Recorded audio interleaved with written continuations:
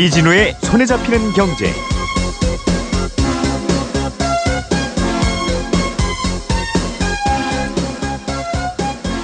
안녕하십니까, 이진우입니다. 손에 잡히는 경제가 뽑은 오늘의 숫자는 429조 원입니다.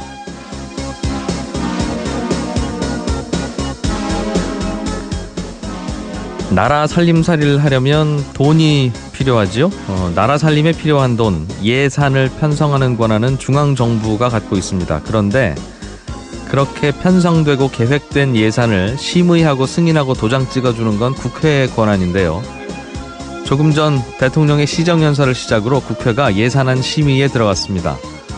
법정 처리 기한인 12월 2일까지 한 달 동안 남은 이 기간 동안 심의할 우리나라의 내년도 예산안의 규모가 금액으로 429조 원입니다. 올해 살림살이 규모보다 한 28조 원이 늘어서 전체적으로는 7.1% 정도 불어난 예산입니다. 이렇게 살림살이가 커질수록 돈 쓰는 일이 더욱 복잡하고 자칫하면 낭비하기도 쉽죠. 어디에 쓰는지도 모르게 새나가는 돈도 과거보다 더 늘어나게 될 겁니다. 그래서 규모가 커질수록 지출 내역 등을 더욱더 꼼꼼하게 따져야 합니다. 국회의원들은 저마다 내가 나라의 살림꾼이다 이렇게 자처하는데 꼭 써야 할 돈과 안 써야 할 돈을 잘 가리는 사람이 제대로 된 살림꾼이지요. 과거처럼 우리나라 경제가 해마다 고속 성장을 하고 국민들 소득도 계속 늘어날 때는 나라 살림 예산에 구멍이 좀 나더라도 큰 문제는 아닙니다. 하지만 지금은 대다수 국민들 소득이 별로 안 늘고 있지 않습니까? 국회는 물론 우리 모두가 나라 살림에 그래서 더욱더 관심을 가져야 하는 이유도 또 여기에 있을 겁니다.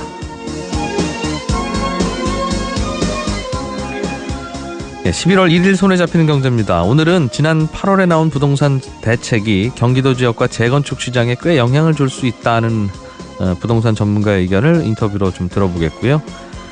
미국의 기준금리를 결정하는 곳이 연방준비제도라는 단체 기구인데 이곳의 차기 의장이 누가 될지 전 세계 금융시장이 주목하고 있습니다. 이 얘기 좀 자세하게 들어보죠. 광고 들으시고 오늘 순서도 시작하겠습니다.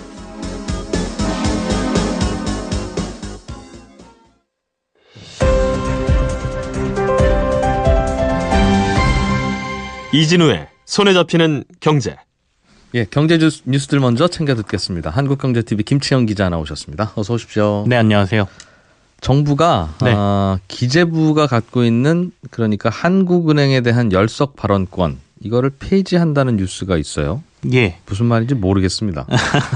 중요한 것 같으니까 뽑아오셨을 것 같아서 설명을 일단 좀 용어 드리려고요. 자체가 조금 어렵죠. 열석 발언권 도대체 뭘 발언이라니까 말하는 것 같긴 한데 뭐 이렇게 생각하실 텐데 저도 그래서 한자를 방금 전에 이제 찾아봤는데요.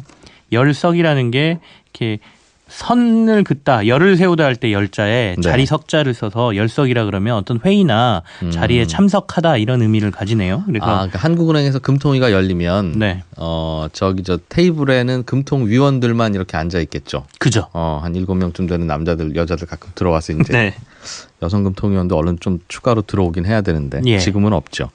그거 말고 뒤쪽에 저 의자 저기다 놓을 테니까 더 필요하신 분은 저 뒤에 의자에서 쪼르르 줄 서서 앉아 계세요 하는 그게 열석이군요. 그렇죠. 그러니까 뭐 그대로 해석하면 그렇고요.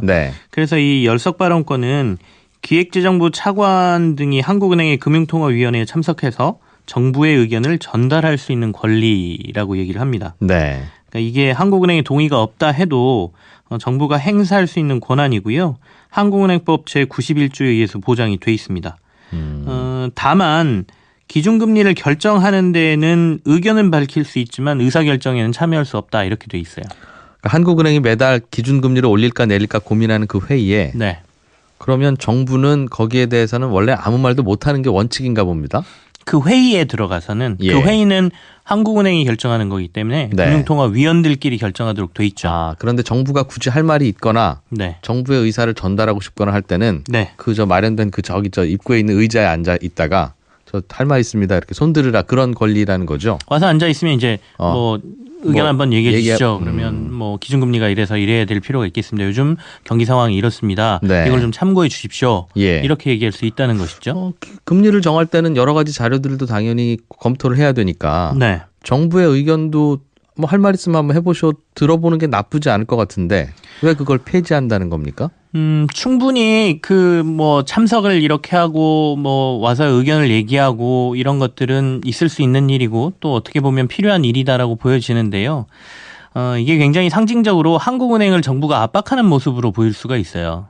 그래서 원래 이 처음에 열석 발언권이 만들어진 것은 원래 예전에는 지금의 기재부가 사실 그 모든 이 금리 수준이나 이런 것들을 같이 결정하던 상황에서 네. 그 당시에는 이제 한국은행이 시중은행까지 다 관리 감독까지 했었거든요. 근데 이게 IMF 이후에 한국은행은 말 그대로 중앙은행 기능만 하고 은행들에 대한 관리 기능은 금융감독원이라고 하는 그때는 금융감독위원회라고 그랬죠. 네네. 그쪽으로 이제 넘겨주고 그러면서 이제 한은의 독립성을 보장하자 이러면서 한국은행을 완전히 떼냈는데 기재부에서는 그래도 우리의 목소리는 좀 전달해야 되지 않겠니? 네. 그래서 독립은 보장하되 열석 발언권이라는 걸 만들자 그래서 만들어진 것이죠. 그것마저 떼자는 거군요. 그러니까. 예. 근데 이제 완전한 독립성과 중립성을 보장하기 위해서 정부는 정부대로 열심히 하고 네. 한국은행 한국은행대로 기준은행으로서의 역할을 하자라는 의미에서 이제 떼자는 것인데요. 예. 사실상 그렇게 많이 활용하지도 않았습니다. 만들어진 이후에 공식적으로 한 4차례 정도 발언권을 사용을 했고요. 뭔가 한국은행이 금리를 결정하는 방향이 네. 정부가 생각하는 거하고 좀 많이 다르네. 그러니까 올려야 할 때 안 올리고 내려야 할 때 안 내리는 것 같네라고 할 때 정부가 자기 의견을 전달하기 위해서 예, 썼던 그렇죠. 권한. 예. 근데 이제 특이하게 박근혜 정권 때는 이명박 정부 때는 이 열석 발언권을 정권 내내 예. 항상 기재부와 금통위 사람들이 와서 앉아 있었던 사례가 있었죠. 그렇군요. 근데 제가 느끼기에는 네. 사실은 한국은행과 정부 사이에 정확하게 그 분리가 되어 있고 절연이 되어 있고 한국은행이 정말 독립이 되어 있다면 열석 발언권이라는 게 존재할 것 같아요. 즉 한국은행에 전화해도 아무도 전화 안 받고 정부가 전화해도 네. 우리 말은 귓등으로 흘리고 이게 사실은 어찌 보면 한국은행과 정부가 독립되어 있다는 뜻 아니겠습니까? 그렇죠. 그러면 적극적으로 열석 발언권이라도 손들고 가서 그렇게라도 말해야 뭔가 그 정부의 입장이 전달되는 걸 테니까 그런데 사실은 어찌 보면 이런 열석 발언권이 필요 없는 경우가 과거에는 훨씬 더 많이 있었죠. 전화 한 통화하면 한국은행 총재와 바로 맞습니다. 전화도 할 수 네, 있고 네. 오히려 그럴 때가 열석 발언권이 필요 없었던 시대일 수도 있어서 어쨌든 이걸 뗀다는 거군요 이제. 그렇죠. 이제 그 이주열 총재 한국은행 총재가 열석 발언권 폐지가 온당하다. 독립성을 더 보장해 줘야 된다라고 얘기를 한 것이고요. 김동연 부총리가 거기에 맞춰서 폐지를 검토할 만하다라고 얘기를 한 거니까 네. 폐지에 대해서 좀 더 심도 있는 논의가 있을 것으로 보이고요. 근데 이제 어떤 관치금융의 상징처럼 보이기 때문에 굳이 이게 있어서 그런 논란의 소지를 만들 필요가 없다라는 게 정부의 입장인 것 같고요. 예. 사실상 말씀하신 것처럼 그렇다 그래서 한은과 기재부가 이 금리나 이런 것들을 가지고 완전히 독립돼서 전혀 의사교환을 하지 않는 것도 문제거든요. 서로 유기적으로 얘기를 하면서 어느 정도 현재 경제 상황을 서로 판단하는 데 도움을 받아야 되기 때문에 이 네. 열석 발언권 외에도 이미 서로 소통할 수 있는 창구가 충분히 있기 때문에 굳이 그 자리에 참석해서 정부가 압박하는 것처럼 보여줄 필요가 없다라고 판단하는 것 같습니다. 모든 정부는 부작용이야 나중에 날지언정 현재 정부에서는 금리가 최대한 낮아서 사람들이 그렇죠. 네. 경기가 좋다고 느끼고 돈이 풀리고 그 부작용이야 몇 년 후에 올 테지만 네. 그때야 내 임기가 아니니까 그 어떤 정부라도 그러고 싶기 때문에 그래서 이제 한국은행은 정부한테 그런 욕구가 있다는 걸 아니까 정부 얘기는 가능하면 안 듣고 스스로 독자적으로 판단한다는 건데 실질이 어떻게 진행될지 좀 지켜봐야겠습니다. 도시가스 요금이 오늘부터 내립니까? 예. 소비자들 입장에선 반가운 소식이네요. 얼마나 내려요? 평균 9.3% 정도 인하된다라고 하고요. 꽤 많이 내리네요. 네, 가구당 월 평균액으로 약 7,400원 정도씩 평균적으로는 절감될 것이다 이렇게 얘기를 하고 있거든요. 예. 예전에 한번 잠깐 전해드린 적이 있었는데 이게 그 국제 유가는 지금 오르고 있다 그랬잖아요. 그런데도 불구하고 도시가스 요금을 내릴 수 있는 이유는 이전에 2008년 금융위기 이후에 갑작스럽게 유가가 너무 많이 올라서 네. 사실은 도시가스 요금에 이 원료비 연동제라는 게 시행이 되고 있었습니다. 그 당시에는 예. 그래서 이걸 그대로 오른 만큼 반영을 했어야 되거든요. 그 당시에 국제 유가가 많이 오를 때. 예. 그러니까 그러면 가스 요금이 너무 많이 오르니까 올랐겠죠. 잠시 동안 연동제를 폐지를 했습니다. 하지 말자. 이거 너무 많이 오른다. 그 말은 가스공사가 오른 가격, 비싼 가격에 사와서 예. 우리 국민들한테는 싸게 팔았다는 좀 싸게 뜻이에요? 공급을 했다는 것이죠. 손해 많이 받겠네요. 예, 그러다 보니까 손해를 받고 이걸 그래서 미수금이라고 이제 쌓아놨던 거죠. 그게 네. 한 5조 원이 좀 넘었다고 하는데요. 그걸 이제 어느 정도 회복이 되고 괜찮다고 하니 이제 반영을 합시다. 그래가지고 몇 년간 지금 반영을 해왔던 상황이었어요. 몇 년간은 미수금을. 국제 가스 요금이 많이 내렸는데 국제 유가가 많이 싸졌으니까. 네. 그럼에도 불구하고 우리가 비싸게 사왔을 때 국민들한테 다 못 받은 가스값이 있으니 지금은 가스값은 싸졌지만 계속 비싼 값으로 받겠습니다. 그거 마이너스 난 거 채워야 되니까. 예, 그렇습니다. 그동안 그렇게 해왔군요. 2013년 1월 이후부터 꾸준히 여기에다가 조금씩 반영을 해왔던 것이고요. 이게 이제 5조 원이란 돈이 미수금을 다 갚은 거죠. 쉽게 말하면. 그래서 이제는 미수금 안 내도 되니까 그만큼이 인하된다는 얘기거든요. 그래서 평균적으로 한 9.3% 정도 인하 효과가 있을 것이다. 이렇게 얘기를 하고 있으니까요. 국민들 입장에서는 가스공사에 대출 받았던 거 대출 다 갚았네. 이 말이네요. 그러니까. 그렇죠. 원금 상환 다 끝났습니다. 예. 그래요. 도시가스 가격이 그렇게 정해지는군요. 보험회사 얘기 좀 해보죠. 또 한 가지. 네. 실손보험사들이 보험금 지급을 거절하거나 보험금을 다 안 주는 사례가 속출하고 있다는 건데 이 말은 실손보험이라면 병원 가서 나 5만 원 썼으면 5만 원 주세요 네. 하면 이제 주는 그런 보험인데 예. 이걸 안 주면 어떡합니까? 왜 안 주는 거예요? 이게 이렇게 방금 전에 말씀하신 것처럼 적은 금액들은 큰 상관이 없는데요. 네. 본인 부담 상한제라는 게 시행이 됐어요. 건강보험공단 쪽에서. 그게 이게 뭐예요? 뭐냐면 중증 질환 등으로 과도하게 의료비가 생기게 되면 너무 부담이 계속 커지니까 네. 이게 연간 상한액을 두고 이 정도 이상이 넘어가면 네. 나머지 부분은 국가에서 보조를 하겠다라는 게 이제 본인 부담금 상한제거든요. 이건 건강보험공단에서 그 사람이 소득이라든지 이런 것들을 보고 네. 이 사람이 이 정도 이상의 의료비가 나간다 그러면 이건 너무 과도하다. 이거는 국가에서 좀 도와줄게라고 시행한 건데 네. 보험사들이 어느 정도 이상의 그 청구를 하게 되면 실손보험을 청구하게 되면 예. 야 이거는 내가 봤을 때 너 본인 부담금 상한제에 들어갈 것 같은데 그러면 그거 제외하고 줄게. 이거 받을 것 같으니까 라고 해서 보험금을 덜 주는 사례들이 지금 발생하고 있다는 것이죠. 잠깐만요. 그러면 네. 내가 혹은 가족 중에 누가 장기 입원을 해서 예. 올해 그 병원비가 한 1,000만 원 정도 나갈 것 같아요. 그렇죠. 그런데 일단은 1,000만 원을 내가 내야죠. 그래야 퇴원이 되니까. 맞습니다. 냈는데 국가에서 보기에는 이 친구의 생활 사정이나 등등 볼 때 1년에 한 600만 원까지는 부담할 수 있지만 그 이상은 국가에서 부담해 줘야 되겠다라고 해서 예. 나중에 400만 원은 돌려주는 제도가 말씀하신 본인 부담 상한제라는 제도군요. 그렇습니다. 그러면 생각하기로는 나는 일단 1,000만 원은 내고 와야 되고 퇴원을 해야 되고 네. 그 영수증을 들고 보험회사에 가서 나 1,000만 원 썼습니다 하고 보험회사에서 1,000만 원은 받아야 되고 예. 그리고 나서 국가에서는 400만 원을 돌려줄 테니 그 400만 원은 보험회사 다시 줘야 되겠네요.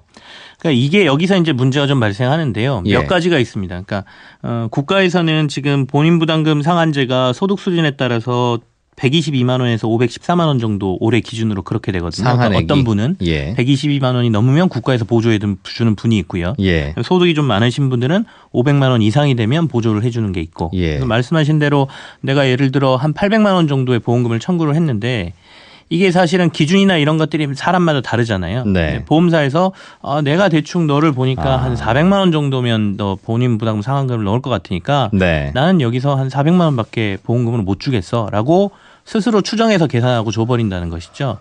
그러니까 그 금액의 차이도 있고요. 알겠어요. 그리고 주고 난 다음에 본인 부담금 상한제 때문에 건강보험에서 보험금을 받으면 네. 야 그거 다시 반환해 네. 라고 하면서 분쟁도 일어나고요. 심지어는 주면서 너 국가에서 받으면 우리한테 반환한다고 서약서를 써야 보험금을 줄게 라고 하는 상황에서 지금 또 여러 가지 분쟁도 불편함이 일어나고요. 있네요. 네.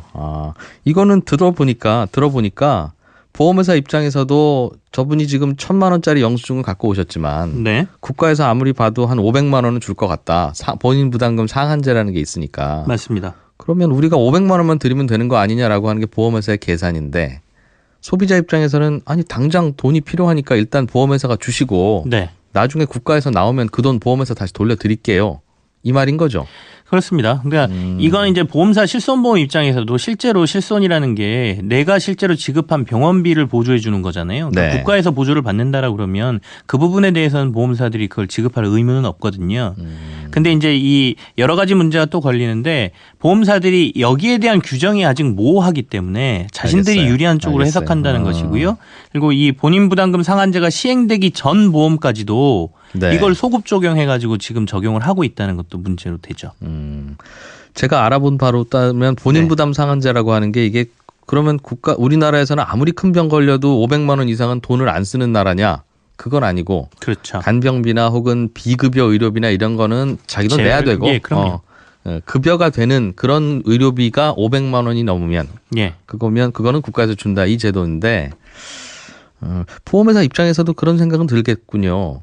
일단은 1,000만 원짜리 영수증을 갖고 오셔서 1,000만 원을 다 지급해 드리고 예. 나중에 국가에서 그분한테 한 4,500만 원 줄 거 아니겠습니까? 그렇습니다. 그러면 그분이 보험회사에 다시 나 괜히 돈 받았는데 내 치료비는 보험회사에서 다 받았으니 예. 이건 당신들이 가져가셔라고 보험회사에 알아서 잘 돌려주시면 좋은데 사실 그것도 안 돌려주실 거 아니겠어요. 네, 네. 번거롭기도 하고 네. 귀찮기도 하고 물론 뭐 그걸 일부러 가져가기 안 하겠습니다만 그러니까 보험회사도 요건 떼고 주고 싶겠습니다. 나중에 번거로우니까. 그래서 이제 이걸 가지고 지금 얘기하고 있는 거는 시행이 됐으니 이 부분에 대한 합리적인 운용과 관련된 것들을 그렇겠어요. 명확히 정하자는 예, 거죠. 예. 보험사도 혼란스럽고 소비자도 굉장히 불편하고 그리고 소비자 입장에서 아까 말씀하신 대로 병원비라는 게 금액이 크잖아요. 그럼요. 일단 예. 보험에서 지급받고 난 다음에 네. 나두에 정산하는 방식 뭐 이런 거라든지 이게 사실은 실제로 이 제도를 도입한 취지에 더 맞을 수 있기 때문에 그렇겠어요. 예. 병원비 정산할 때쯤 돼서 대략 국가에서 얼마쯤 되는지 줄 건지를 대략으로 알 수 있으면 네. 그거는 병원에서 빼고 받을 수도 있겠습니다. 1,000만 원이 나왔지만 이분은 국가에서 한 400만 원쯤 보조해 줄 것 같으니 600만 원만 병원에 내고 가세요라고 하고 국가에서 나중에 그 병원한테 돈을 쏴주면 되잖아요. 그럴 수도 있겠습니다. 네. 그걸 보험회사한테 그렇게 해도 되는 건데. 그러니까 그런 여러 가지들을 지금 정해서 혼란스럽지 않게 이 제도의 취지를 잘 살려보자라는 게 아마 그러네요. 이번에 나온 데이터를 활용하는 가장 좋은 게 아닐까 싶습니다. 일단 누가 얼마를 낼 거냐 이게 문제군요. 분쟁이군요. 네, 한국경제TV 김채영 기자였습니다. 오늘도 고맙습니다. 잘 네, 들었습니다. 감사합니다. 알아야 될 것들 많이 안내를 해줘. 눈높이에 딱 맞는 만인의 경제 과외 선생님. 다음 순서는 친절한 경제입니다. 네, 오늘은 청취자 중에 정은정 씨가 뉴스를 듣다 보니까 국고채 금리가 요즘 많이 올랐어요. 이런 말이 들리던데 국고채 금리라는 건 주식시장에서 주가가 움직이듯이 시장에서 매일매일 결정되는 겁니까? 아니면 한국은행이 금리 결정하듯이 국고채 금리도 정부가 결정을 해서 올리고 내리는 겁니까? 이런 질문 주셨어요. 그리고 국고채를 살려면 어디 가서 살 수 있어요? 이런 질문까지 덧붙여 주셨습니다.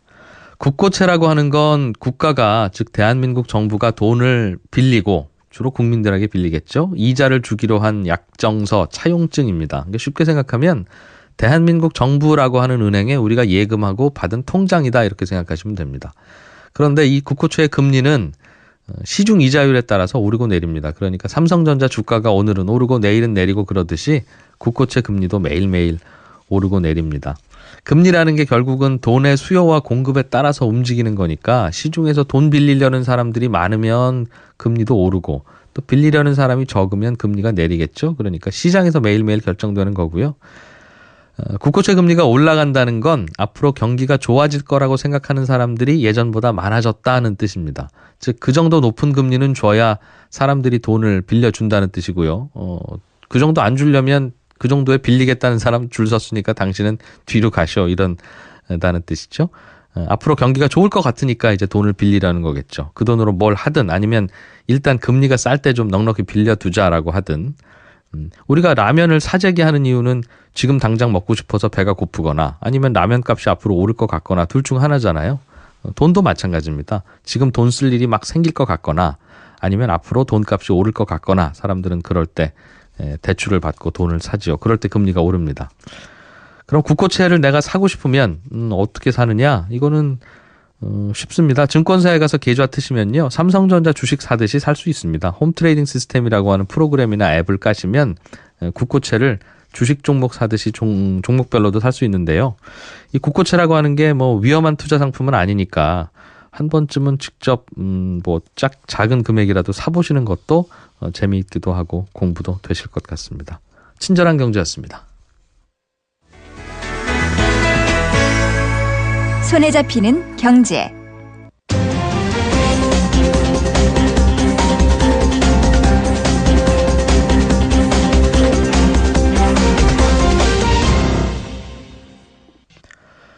네, 부동산 시장에 들리는 격언 중에 하나가 이런 게 있습니다. 시장을 이기는 정책은 없다.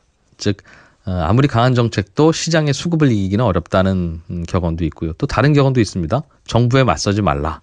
이런 이야기도 있습니다. 즉 정부의 정책이라고 하는 게 부동산 시장에서 단기적으로는 가장 큰 변수, 가장 힘을 발휘하는 변수다라는 뜻인데 특히 지난 8월 2일에 나온 부동산 대책은 앞으로 부동산 시장에 꽤 영향을 많이 줄 것 같다는 의견들을 전문가들이 많이 내놓고 있습니다. 이 중에 한 분을 모셔서 부동산 시장에 대한 이야기 좀 들어보죠.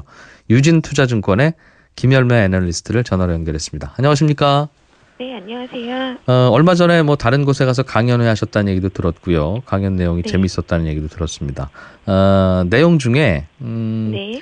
우리나라 현재 정부의 부동산 정책을 제대로 알기 위해서는 청와대 김수현 사회수석의 생각이 어떤 건지 아는 게 꽤 중요하다. 이런 말씀을 하셨다고요. 그게 우리나라 부동산 정책하고 어떤 관계가 있습니까? 일단 참여정부 시절에 부동산 정책을 설계했던 분이 김수현 사회수석이라고 알려져 있고요. 예. 이번에 좀 인상적이었던 거는 파리 대책이 나오고 나서 김수현 사회수석이 직접 스스로 자청해서 기자 간담회를 하자라고 네. 했던 거고요. 그것 때문에 이제 시장에서는 실질적으로 파리 대책은 김수현 사회수석이 주도했다. 이렇게 이제 보고 있다는 청와대에서? 겁니다. 예. 그렇군요. 그리고 이제 김수현 사회수석 같은 경우는 사회수석이다 보니까 경제적인 측면이라던가 성장이라는 측면보다는 이 부동산 시장이라는 것 자체를 사회적인 문제로 인식을 하고 있다는 거고요. 이번에 간담회를 하면서도 스스로 내 저서 부동산은 끝났다를 좀 읽어보셔라 라고 직접 말씀을 하셨습니다. 네. 예, 그래서 이제 좀 이번 정책은 저는 좀 중요하게 봐야 되고 특히나 김수현 사회수석의 생각을 아는 게 좀 중요하다고 봅니다. 사회수석의 생각이 많이 반영된 정책이다. 네. 그분의 최근 저서가 있으면 한번 읽어보면 그 안에 이제 의도와 생각들이 들어 있을 텐데 맞습니다. 눈에 띄는 내용이 어떤 게 있습니까? 방송에서 좀 전해주시죠. 네, 그 부동산은 끝났다뿐만 아니라 주택 정책에 대해서 따로 또 쓰신 책이 있는데요. 예. 유사하게 말씀하신 부분이 참여정부 당시에 국민들이 가장 실망한 것이 부동산 가격의 폭등이었다. 그리고 그 정책에 가장 실기했던 원인은 과잉 유동성에 대해서 간과했다라고 얘기하고 있습니다. 그래서 유동성을 통제하지 못했던 것이 집값을 올렸고 이거는 정치적인 부분까지 영향을 크게 줬다라고 얘기하고 있고요. 그럼 유동성을 통제한다는 거는 대출을 그대로 풀어준 상태에서 집값만 잡으려고 하니까 안 잡혔더라 그 말입니까? 네, 맞습니다. 그래서 LTV나 DTI 같은 것들을 조금 늦게 적용한 것이 당시 실책이었다라고 얘기를 하고 있고요. 그것도 저는 이제 일부 공감을 하는데 네. 그때 실패했던 원인들을 분명히 알고 있기 때문에 이번에는 그 부분을 강하게 통제하겠다라는 게 좀 느껴지고 있고. 그래서 바로 대출 규제가 나왔군요.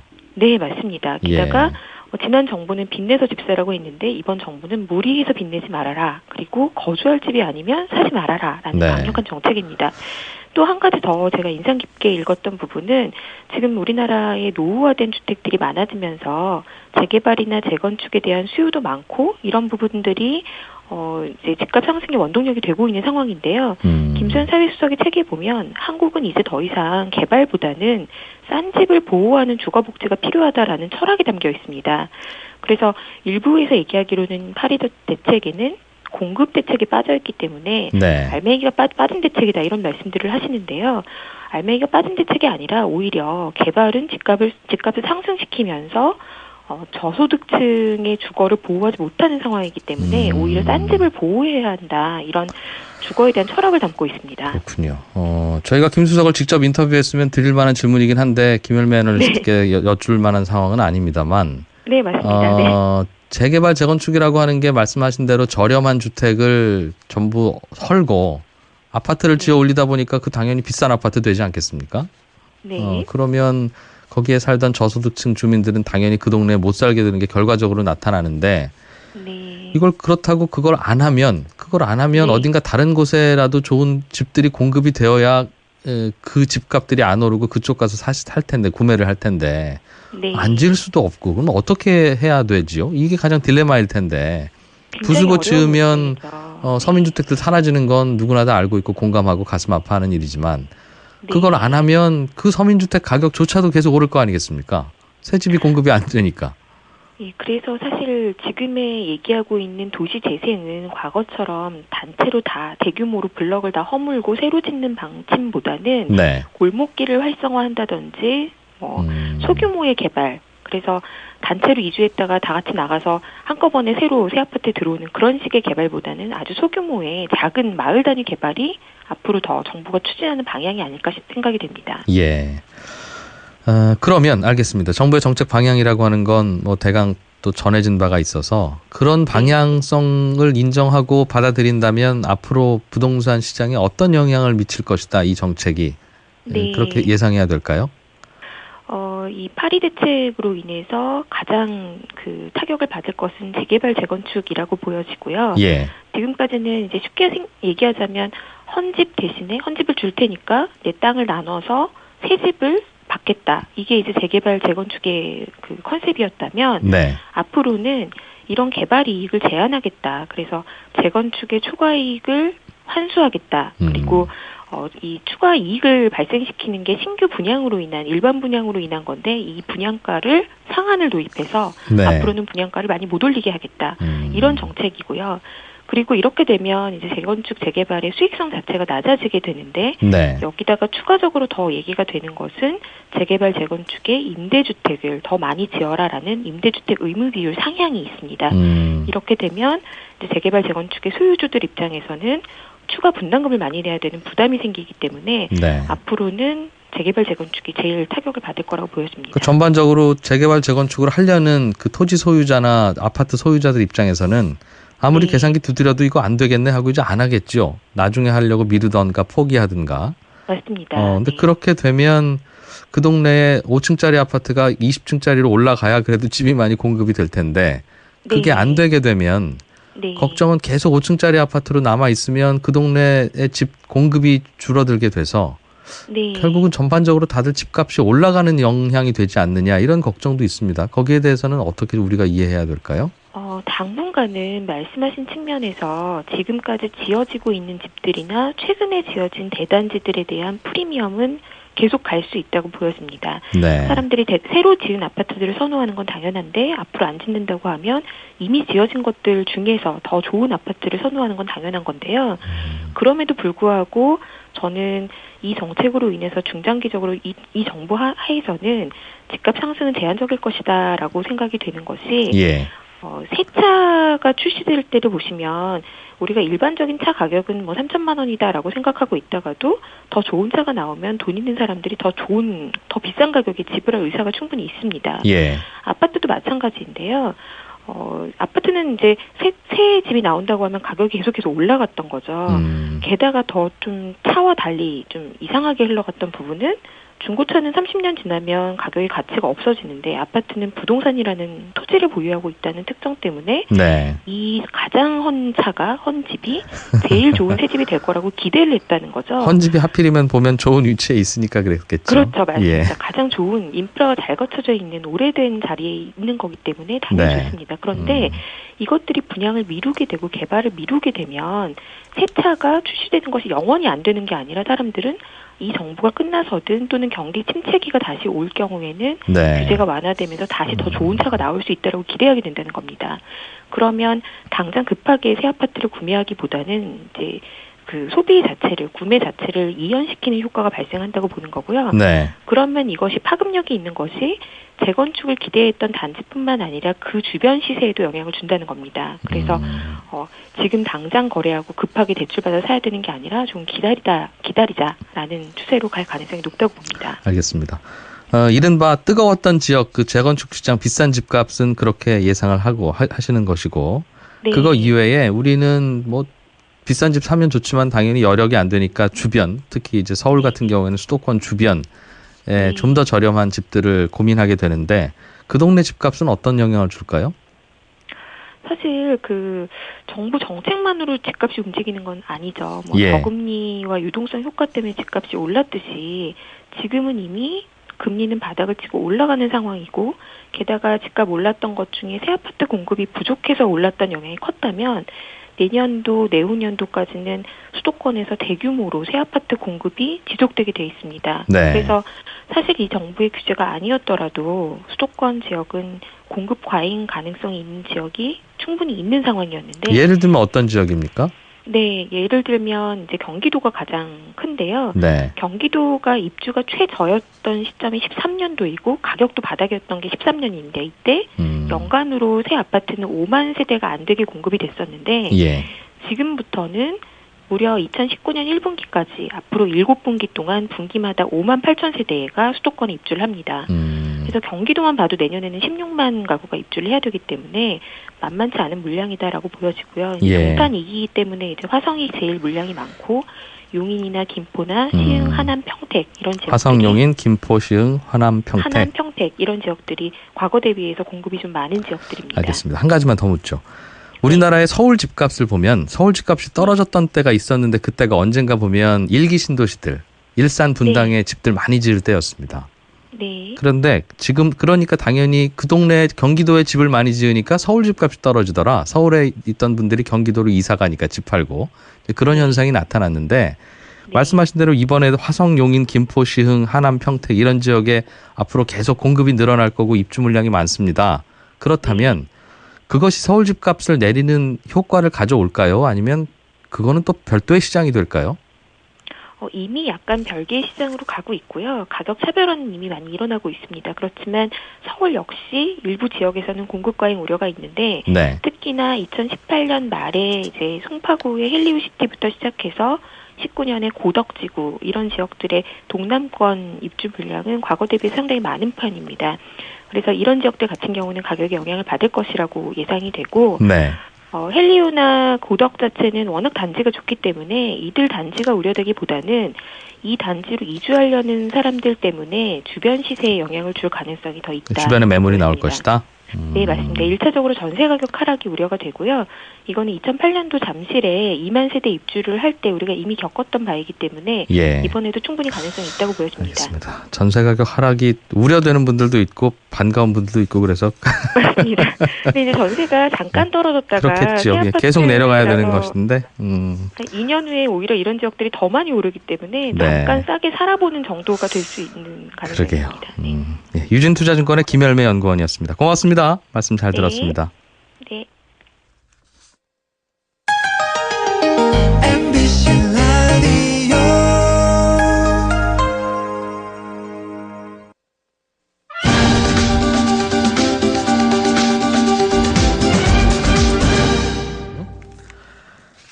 네, 우리나라 경제는 한국은행이 금리를 어떻게 결정하느냐에 따라 꽤 움직이기도 하고 합니다만 사실은 그보다는 대외 변수의 영향을 특히 많이 받죠. 그리고 대표적인 대외 변수 중에 하나가 주요국 중앙은행들의 통화 정책입니다. 그런데 여기에 대해서 뭔가 변수가 하나 있어서요. 미국이 차기 연준 의장, 그러니까 우리나라로 치면 한국은행 총재를 조만간 바꾸게 될지도 모른다는 타이밍인데 그게 우리나라 경제에는 돌고 돌아서 어떤 영향을 줄 것인지까지 좀 오늘 여쭤보겠습니다. GFM 투자연구소의 이진우 소장과 함께합니다. 어서 오십시오. 네, 안녕하세요. 지금 미국의 연준 의장은 제닛 옐런이라는 네, 그렇죠. 저 아주머니시지요. 아주머니보다는 좀 연세가 되시고. 예, 아무튼 뭐 그동안 계속 금리를 낮추고 시장의 유동성을 공급해서 주가나 자산 가격 떨어질 일을 최대한 막으면서 돈을 많이 푸는, 그래서 야 저렇게 돈 풀다가 저 나중에 큰일이야 하는 걱정된 시각도 있고, 또 반대로 볼 때는 위기에는 저렇게 하나하나 세심하게 다 풀어줘야지 바깥에서 시장 깜짝 놀라게 하면 또 충격이 크다, 잘하고 있다, 뭐 이런 또 뭐 의견도 있는 것 같고요. 네. 그랬던 걸로 기억합니다만 임기가 끝납니까? 네, 내년 2월이면 이제 끝나고요. 이제 4년 임기. 그래서 만약에 이번에 옐런 의장이 연임이 안 된다면은 이거는 뭐 1978년 이후로는 뭐 또 처음 있는 일입니다. 이게 중임제인가 봐요. 그러니까 재선도 되나 봐요. 통상 이렇게 2번 이상은 했죠. 바로 전임이었던 벤 버냉키 의장만 하더라도 8년을 했었고, 그 전에 우리가 아직도 그 이름을 기억하는 앨런 그린스펀 의장 같은 경우 18년 반 정도를 갖다가 했는데 18년을 했다는 건 그럼 3선 4선도 하려면 할 수 있다는 뜻이네요. 하려면 할 수 있는 거죠. 뭐 정권이 바뀌는 가운데에서도 그래서도 우리가 그 그린스펀을 갖다가 좀 특별하게 기억하고 있습니다. 그러면 그거는 네. 투표로 뽑는 게 아닐 텐데 네. 그럼 대통령이 그냥 계속 하세요만 하는 거고 예. 그런 겁니까? 예. 그래서 대통령이 결국 임명을 하게 되는데요. 뭐 심지어는 이런저런 그 음모론에서 자유롭지 못한 것이 또 연준입니다. 네. 최근에 왜 미국에서 존 F 케네디 대통령 관련한 기밀 문서 일부 공개했지 않습니까? 예, 뭐 범인 오스왈드가 뭐 소련의 첩보기관인 KGB와 접촉했다. 그래서 많은 음모론 중에 하나 소련 관련설 쪽으로 기우는 듯합니다만, 네. 연준도 항상 그런 얘기가 있죠. 존 F 케네디 대통령도 화폐 발행권은 네. 이런 어떤 민간 은행이 주주인 연준 쪽이 아니라 결국 정부가 가져야 한다 쪽에 소신이 강했거든요. 뭐 그러다가 이렇게 암살까지 당했다는 그런 썰들도 있고 한데, 네. 어쨌거나 이 뭐 형식상은 그렇습니다. 대통령이 임명하는 상황이고 내년 2월에 네 그렇습니다. 그런데 내년 2월에 임기가 그런데 통상 이맘때면 네. 특히 또 이제 11월 3일 아시아 순방을 앞두고 발표를 한다고 했으니까 아마 내일이면 우리가 결과를 알 수 있을 겁니다. 내일이면 미국 연준 의장이 계속 제니 옐런일지 네. 아닐지가 결정된다. 예, 지금 어제 오늘에 걸쳐서 지금 미국의 10월 FOMC가 열리고 있으니까 회의 중에 뭐 발표하는 거는 아무래도 결례가 되겠고요. 네. 아마 11월 3일 이전이라 했으니까 내일은 발표가 되지 않겠는가 그렇게 보고 있습니다. 네. 제니 옐런이 계속 의장을 맡을 수도 있고 아니면 네. 새로운 인물이 될 수도 있다는 건데 새로운 인물 중에는 누가 제일 유력해요? 네, 지금 뭐 그동안에 뭐 아주 젊은 친구죠. 우리 나이로 뭐 한 47, 8밖에 안 되는 케빈 워시 전 연준이 이사 네. 그리고 스탠포드 대학의 그 존 테일러 교수 뭐 이런 사람들도 얘기가 됐습니다만 지금 현지 언론 미국 언론에 따르면은 제롬 파월 현 연준 이사 네. FRB 그 이사회를 구성하고 있는 제롬 파월이 유력하다 뭐 이렇게 되고 있습니다. 옐런 의장을 굉장히 뭐 최근 들어서 자주 언급하면서 옐런의 연임까지도 가능성을 언급했습니다만 그거는 네. 뭐 트럼프 대통령의 자칭 협상의 달인 트럼프 대통령이 의회 특히 공화당 쪽하고 이렇게 뭐랄까요 자기가 좀 더 올인하는 것은 세제 개혁인데 그쪽에 협조 좀 해달라 그러려면은 당신들이 연임을 반대하는 옐런은 버릴 수 있다 뭐 이런 식으로 쓰지 않을까 그런 시각도 있습니다. 그렇군요. 공화당에서는 네. 옐런이 연임하는 걸 반대하나 봐요. 네 그렇습니다. 뭐 그 민주당원이기도 하고 네. 또 공화당에서는 지금까지의 양적 완화라고 하는 정책에 대해서 조금 알겠습니다. 부정적이죠. 네. 네.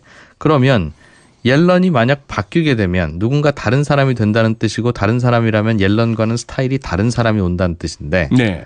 옐런은 제가 처음에 뭐 들은 대로 전해드리면 가능하면 저금리를 오래 유지시키는 쪽이라면 옐런과 반대되는 스타일은 그 누구든지 간에 금리를 좀 빨리 올리고 네. 시장에서 돈을 좀 조이고 긴축을 좀 하자는 쪽일 가능성이 높겠네요. 네. 이제 그럴 가능성이 있다고 하는 사람이 좀 전에 말씀드렸던 케빈 워시라는 사람 그리고 네. 또 존 테일러 교수 이 정도입니다. 그러나 이제 과연 트럼프 대통령이 이들을 갖다가 낙점할 때 그 사람들이 이때까지 보여줬던 여러 가지 어떤 매파적인 성향 그걸 갖다가 그대로 받아들이면서 임명할 것인가에 대해서는 좀 트럼프 대통령 입장에서도 금리 막 올려서 경기 또 싸늘하게 싣고 그러면 안 좋을 텐데 안 본인 임기라서 본인 스스로가 나는 저금리형 인간이다. 나는 저금리 좋아한다. 그랬던 양반이죠. 그러면 옐런을 계속 유임시키는 게 안전하기도 하겠네요. 트럼프의 성향을 보면. 뭐 옐런 카드는 아무래도 아닌 것 같고 지금 뭐 미국 언론에서 언급하는 제롬 파월 현 연준 이사 지금까지의 통화 정책 스탠스에 큰 변화가 오기 힘든 그쪽으로 가지 않을까 싶은데 그럼 제롬 파월은 제니 옐런하고 스타일이 비슷합니까? 비슷합니다. 네, 굉장히 완화적이고 또 규제 완화에도 또 적극적인 그런 인물이죠. 그렇군요. 혹시 미국 연준 총재 바뀌면 또 금리 가파르게 빨리 올리는 거 아닌가라는 걱정은 일단 그럼 좀 접어두어도 되는 건가요? 그런데 워낙 뭐 종잡을 수 없는 트럼프 대통령의 캐릭터상 하루 남았습니다. 한번 까보죠. 예. 경제 전문가들이 보는 경제에 대한 시각들도 이렇게 다를 수 있습니까? 금리를 올려야 된다는 전문가도 있고 안 올려야 된다는 전문가도 있고. 자. GFM 투자연구소의 이진우 소장이었습니다. 이 결정되면 또 그럼 어떤 스타일의 인물인지 앞으로 어떻게 될지는 다음 주에 좀 정해 주십시오. 예, 그러시죠. 예, 고맙습니다. 예, 감사합니다. 예, 손에 잡히는 경제는 여기까지고요. 내일 찾아뵙겠습니다. 이진우였습니다.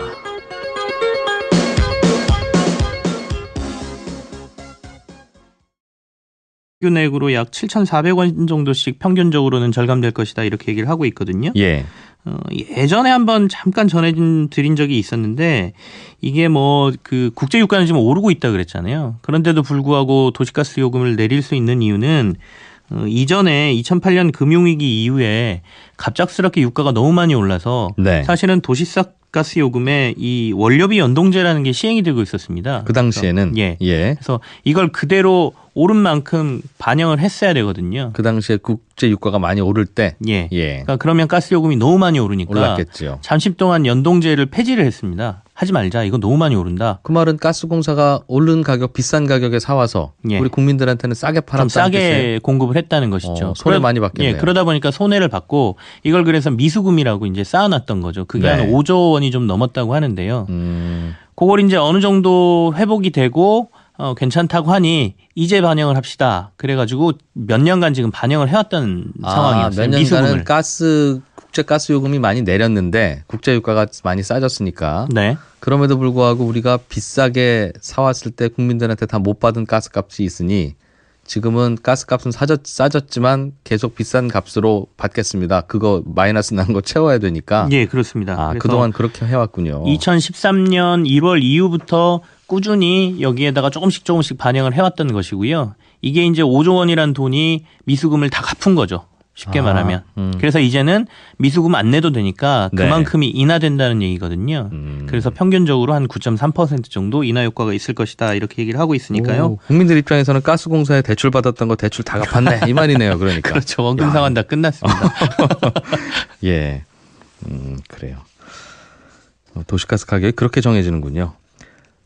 보험회사 얘기 좀 해보죠. 또 한 가지. 실손보험사들이 보험금 지급을 거절하거나 보험금을 다 안 주는 사례가 속출하고 있다는 건데 이 말은 실손보험이라면 병원 가서 나 5만 원 썼으면 5만 원 주세요 하면 이제 주는 그런 보험인데 이걸 안 주면 어떡합니까? 왜 안 주는 거예요? 이게 이렇게 방금 전에 말씀하신 것처럼 적은 금액들은 큰 상관이 없는데요. 본인 부담 상한제라는 게 시행이 됐어요. 건강보험공단 쪽에서. 그게 뭐예요? 뭐냐면 중증 질환 등으로 과도하게 의료 부계가 생기게 되면 너무 부담이 계속 커지니까 이게 연간 상한액을 두고 이 정도 이상이 넘어가면 나머지 부분은 국가에서 보조를 하겠다라는 게 이제 본인 부담금 상한제거든요. 이거 건강보험공단에서 그 사람의 소득이라든지 이런 것들을 보고 이 사람이 이 정도 이상의 의료비가 나간다 그러면 이건 너무 과도하다. 이거는 국가에서 좀 도와줄게라고 시행한 건데 보험사들이 어느 정도 이상의 그 청구를 하게 되면 실손보험을 청구하게 되면 야 이거는 내가 봤을 때 너 본인 부담금 상한제에 들어갈 것 같은데 그러면 그거 제외하고 줄 발언이라니까 말하는 것 같긴 한데 뭐 이렇게 생각하실 텐데 저도 그래서 한자를 방금 전에 이제 찾아봤는데요. 열석이라는 게 이렇게 선을 긋다, 열을 세우다 할 때 열자에 자리 석자를 써서 열석이라 그러면 어떤 회의나 자리에 참석하다 이런 의미를 가지네요. 그래서 그러니까 한국은행에서 금통위가 열리면 저 테이블에는 금통 위원들만 이렇게 앉아 있겠죠. 그죠. 한 7명쯤 되는 남자들, 여자들 가끔 들어와서 이제 여성 금통위원도 얼른 좀 추가로 들어오긴 해야 되는데 지금은 없죠. 그거 말고 뒤쪽에 저 의자 저기다 놓을 테니까 더 필요하신 분은 저 뒤에 의자에서 쪼르르 줄 서서 앉아 계세요 하는 그게 열석이군요. 그렇죠. 그러니까 뭐 그대로 해석하면 그렇고요. 그래서 이 열석 발언권은 기획재정부 차관 등이 한국은행의 금융통화위원회에 참석해서 정부의 의견을 전달할 수 있는 권리라고 얘기를 합니다. 그러니까 이게 한국은행의 동의가 없다 해도 정부가 행사할 수 있는 권한이고요. 한국은행법 제91조에 의해서 보장이 돼 있습니다. 다만 기준금리를 결정하는 데에는 의견은 밝힐 수 있지만 의사결정에는 참여할 수 없다 이렇게 돼 있어요. 그러니까 한국은행이 매달 기준금리를 올릴까 내릴까 고민하는 그 회의에 그러면 정부는 거기에 대해서는 원래 아무 말도 못하는 게 원칙인가 봅니다. 그 회의에 들어가서는 그 회의는 한국은행이 결정하는 거기 때문에 금융통화위원들끼리 결정하도록 돼 있죠. 그런데 정부가 굳이 할 말이 있거나 정부의 의사를 전달하고 싶거나 할 때는 그 저 마련된 그 저기 저 입구에 있는 의자에 앉아 있다가 저 할 말 있습니다. 이렇게 손들으라 그런 권리라는 거죠. 와서 앉아 있으면 이제 뭐 의견 한번 얘기해 주시죠. 그러면 뭐 기준금리가 이래서 이래야 될 필요가 있겠습니다. 요즘 경기 상황이 이렇습니다. 네. 이걸 좀 참고해 주십시오. 예. 이렇게 얘기할 수 있다는 것이죠. 금리를 정할 때는 여러 가지 자료들도 당연히 검토를 해야 되니까 네. 정부의 의견도 뭐 할 말 있으면 한번 해보셔 들어보는 게 나쁘지 않을 것 같은데 왜 그걸 폐지한다는 겁니까? 충분히 그 뭐 참석을 이렇게 하고 뭐 와서 의견을 얘기하고 이런 것들은 있을 수 있는 일이고 또 어떻게 보면 필요한 일이다라고 보여지는데요. 이게 굉장히 상징적으로 한국은행을 정부가 압박하는 모습으로 보일 수가 있어요. 그래서 원래 이 처음에 열석 발언권이 만들어진 것은 원래 예전에는 지금의 기재부가 사실 그 모든 이 금리 수준이나 뭐 이런 것들을 같이 결정하던 상황에서 네.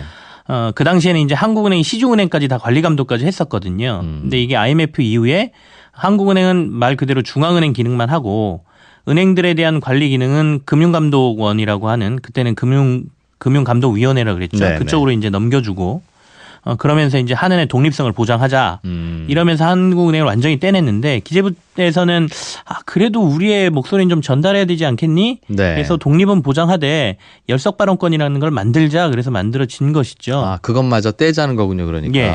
근데 이제 완전한 독립성과 중립성을 보장하기 위해서 정부는 정부대로 열심히 하고 네. 한국은행 한국은행대로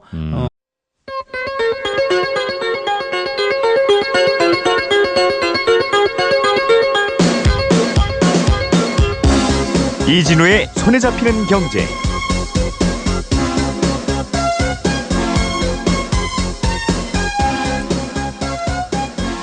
안녕하십니까, 이진우입니다. 손에 잡히는 경제가 뽑은 오늘의 숫자는 429조 원입니다.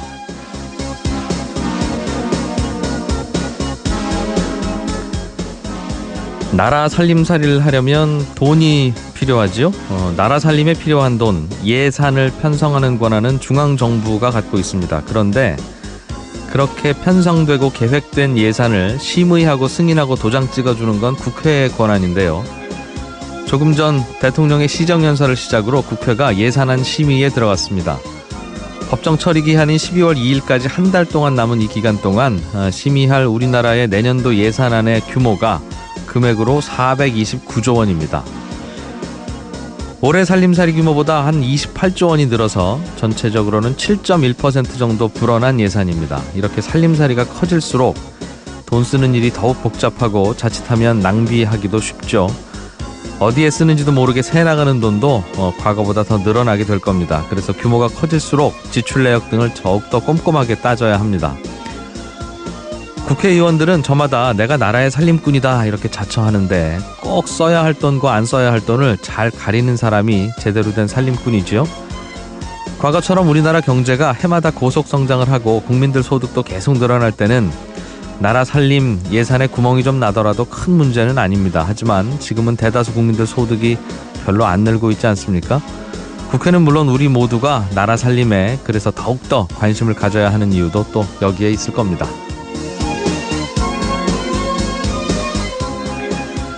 11월 1일 손에 잡히는 경제입니다. 오늘은 지난 8월에 나온 부동산 대책이 경기도 지역과 재건축 시장에 꽤 영향을 줄 수 있다는 부동산 전문가의 의견을 인터뷰로 좀 들어보겠고요. 미국의 기준금리를 결정하는 곳이 연방준비제도라는 단체 기구인데 이곳의 차기 의장이 누가 될지 전 세계 금융시장이 주목하고 있습니다. 이 얘기 좀 자세하게 들어보죠.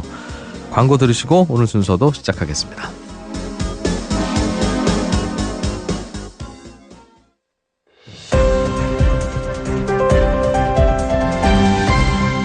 이진우의 손에 잡히는 경제.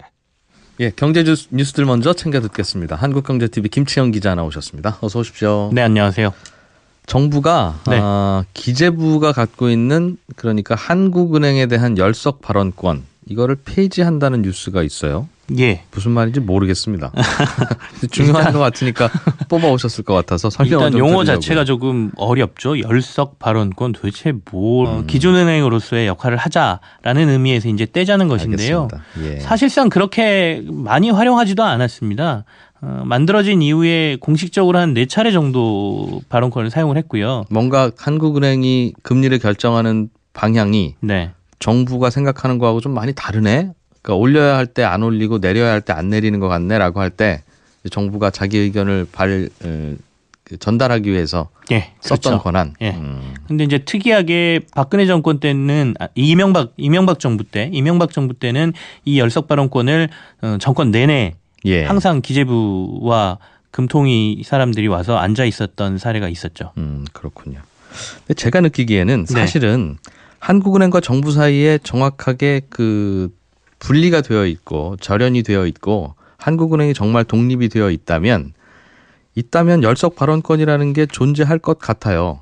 즉 한국은행에 전화해도 아무도 전화 안 받고 정부가 전화해도 우리 말은 귓등으로 흘리고 이게 사실은 어찌 보면 한국은행과 정부가 독립되어 있다는 뜻 아니겠습니까? 그렇죠. 그러면 적극적으로 열석 발언권이라도 손들고 가서 그렇게라도 말해야 뭔가 그 정부의 입장이 전달되는 걸 테니까 그런데 사실은 어찌 보면 이런 열석 발언권이 필요 없는 경우가 과거에는 훨씬 더 많이 있었죠. 전화 한 통화하면 한국은행 총재와 바로 전화도 할 수 있고 오히려 그럴 때가 열석 발언권이 필요 없었던 시대일 수도 있어서 어쨌든 이걸 뗀다는 거군요 이제. 그렇죠. 이제 그 이주열 총재 한국은행 총재가 열석 발언권 폐지가 온당하다. 독립성을 더 보장해 줘야 된다라고 얘기를 한 것이고요. 김동연 부총리가 거기에 맞춰서 폐지를 검토할 만하다라고 얘기를 한 거니까 폐지에 대해서 좀 더 심도 있는 논의가 있을 것으로 보이고요. 그런데 이제 어떤 관치금융의 상징처럼 보이기 때문에 굳이 이게 있어서 그런 논란의 소지를 만들 필요가 없다라는 게 정부의 입장인 것 같고요. 사실상 말씀하신 것처럼 뭐 그렇다 그래서 한은과 기재부가 이 금리나 이런 것들을 가지고 완전히 독립돼서 전혀 의사교환을 하지 않는 것도 문제거든요. 서로 유기적으로 얘기를 하면서 어느 정도 현재 경제 상황을 서로 판단하는 데 도움을 받아야 되기 때문에 이 열석 발언권 외에도 이미 서로 소통할 수 있는 창구가 충분히 있기 때문에 굳이 그 자리에 참석해서 정부가 압박하는 것처럼 보여줄 필요가 없다라고 판단하는 것 같습니다. 모든 정부는 부작용이야 나중에 날지언정 현재 정부에서는 금리가 최대한 낮아서 사람들이 경기가 좋다고 느끼고 돈이 풀리고 그 부작용이야 몇 년 후에 올 테지만 그때야 내 임기가 아니니까 그 어떤 정부라도 그러고 싶기 때문에 그래서 이제 한국은행은 정부한테 그런 욕구가 있다는 걸 아니까 정부 얘기는 가능하면 안 듣고 스스로 독자적으로 판단한다는 건데 실질이 어떻게 진행될지 좀 지켜봐야겠습니다. 도시가스 요금이 오늘부터 내립니까? 소비자들 입장에선 반가운 소식이네요. 얼마나 내려요? 평균 9.3% 정도 인하된다라고 하고요. 꽤 많이 내리네요. 가구당 월 평균 이거 받을 것 같으니까 라고 해서 보험금을 덜 주는 사례들이 지금 발생하고 있다는 것이죠. 잠깐만요. 그러면 내가 혹은 가족 중에 누가 장기 입원을 해서 올해 그 병원비가 한 1,000만 원 정도 나갈 것 같아요. 그렇죠. 그런데 일단은 1,000만 원을 내가 내야죠. 그래야 퇴원이 되니까. 맞습니다. 냈는데 국가에서 보기에는 이 친구의 생활 사정이나 등등 볼 때 1년에 한 600만 원까지는 부담할 수 있지만 그 이상은 국가에서 부담해 줘야 되겠다라고 해서 나중에 400만 원은 돌려주는 제도가 말씀하신 본인 부담 상한제라는 제도군요. 그렇습니다. 그러면 생각하기로는 나는 일단 1,000만 원은 내고 와야 되고 퇴원을 해야 되고 그 영수증을 들고 보험회사에 가서 나 1,000만 원 썼습니다 하고 보험회사에서 1,000만 원은 받아야 되고 그리고 나서 국가에서는 400만 원을 돌려줄 테니 그 400만 원은 보험회사 다시 줘야 되겠네요. 그러니까 이게 여기서 이제 문제가 좀 발생하는데요. 몇 가지가 있습니다. 그러니까 국가에서는 지금 본인 부담금 상한제가 소득 수준에 따라서 122만 원에서 514만 원 정도 올해 기준으로 그렇게 되거든요. 그러니까 어떤 분은 122만 원이 넘으면 국가에서 보조해 주는 분이 있고요. 소득이 좀 많으신 분들은 500만 원 이상이 되면 보조를 해 주는 게 있고. 말씀하신 대로 내가 예를 들어 한 800만 원 정도의 보험금을 청구를 했는데 이게 사실은 기준이나 이런 것들이 사람마다 다르잖아요. 보험사에서 내가 대충 너를 보니까 한 400만 원 정도면 너 본인 부담금 상한금을 넣을 것 같으니까 나는 여기서 한 400만 원밖에 보험금을 못 주겠어라고 스스로 추정해서 계산하고 줘버린다는 것이죠. 그러니까 그 금액의 차이도 있고요. 알겠어요. 그리고 주고 난 다음에 본인 부담금 상한제 때문에 건강보험에서 보험금을 받으면 야 그거 다시 반환해라고 하면서 분쟁도 일어나고요. 심지어는 주면서 너 국가에서 받으면 우리한테 반환한다고 서약서를 써야 보험금을 줄게 라고 하는 상황에서 지금 또 여러 가지 분쟁도 불편함이 일어나고요. 있네요. 이거는 들어보니까 보험회사 입장에서도 저분이 지금 1,000만 원짜리 영수증을 갖고 오셨지만 국가에서 아무리 봐도 한 500만 원은 줄 것 같다. 본인 부담금 상한제라는 게 있으니까. 맞습니다. 그러면 우리가 500만 원만 드리면 되는 거 아니냐라고 하는 게 보험회사의 계산인데 소비자 입장에서는 아니 당장 돈이 필요하니까 일단 보험회사가 주시고 네. 나중에 국가에서 나오면 그 돈 보험회사 다시 돌려드릴게요. 이 말인 거죠. 그렇습니다. 그러니까 이건 이제 보험사 실손보험 입장에서도 실제로 실손이라는 게 내가 실제로 지급한 병원비를 보조해 주는 거잖아요. 그러니까 네. 국가에서 보조를 받는다라고 그러면 그 부분에 대해서는 보험사들이 그걸 지급할 의무는 없거든요. 근데 이제 이 여러 가지 문제가 또 걸리는데 보험사들이 여기에 대한 규정이 아직 모호하기 때문에 자신들이 알겠어요. 유리한 쪽으로 알겠어요. 해석한다는 것이고요. 그리고 이 본인 부담금 상한제가 시행되기 전 보험까지도 네. 이걸 소급 적용해가지고 지금 적용을 하고 있다는 것도 문제로 되죠. 제가 알아본 바로 따면 본인 부담 상한제라고 하는 게 이게 그러면 우리나라에서는 아무리 큰 병 걸려도 500만 원 이상은 돈을 안 쓰는 나라냐? 그건 아니고 그렇죠. 간병비나 혹은 비급여 의료